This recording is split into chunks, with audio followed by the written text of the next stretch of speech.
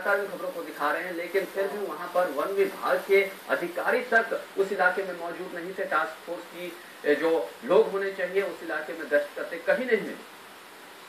देखिए, ये तो आपका या मीडिया का या लोगों का पक्षारा है। एक बार वन विभाग के वरिष्ठ अधिकारियों से संपर्क करिए, तो विभाग का सब विभाग की स्थिति का आपसे पता चलेगा। जी चलिए, बहुत बहुत शुक्रिया। क्योंकि आपके जुरिस्डिक्शन में इलाका नहीं है, अरुण पांडे कंजर्वेटर फॉरेस्ट, उनका कहना है कि मेरे जुरिस्डिक्शन में, मेरी हद में ये इलाका नहीं आता है, नहीं कह सकते हैं कि क्या हुआ या उस इलाके के जो वन अधिकारी है उन्होंने इस मामले में क्या किया है।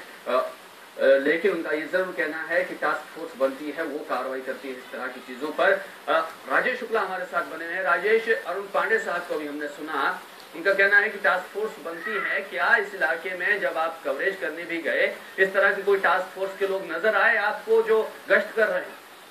अगर कोई भी शख्स इनकी टीम का या वन सुरक्षा से जुड़ा हुआ अगर कोई भी आदमी हमें अगर मिला होता, तो इतनी तादाद में हरी भरी लकड़ियां कटी हुई दिखाई दे रही है कि 1 घंटे का या 10 मिनट का या 15 मिनट का काम नहीं है। जो कि लंबे समय से लकड़ी को पहले काट करके वहाँ इकट्ठा किया गया था और बड़े आराम से उससे बड़े ट्रैक्टर में, यानी मोटरसाइकिल में कोई 1 या 2 लकड़ी लेके जाता है, उसे पकड़ पाना मुनासिब नहीं है। लेकिन इतने बड़े ट्रैक्टर को लगा करके इतनी सारी हरी भरी लकड़ियों को लेकर के जा रहे हैं। उसके बाद अगर ये दावा किया जाता है कि वहाँ पे 4 साल से लोग काम करते हैं, और ये पहला मामला नहीं है।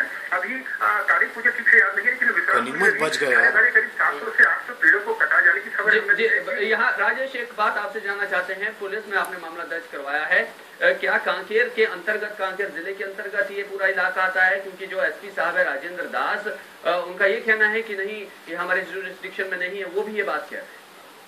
देखिए, इसमें 2 बातें कहना चाहूंगा योगेश जी।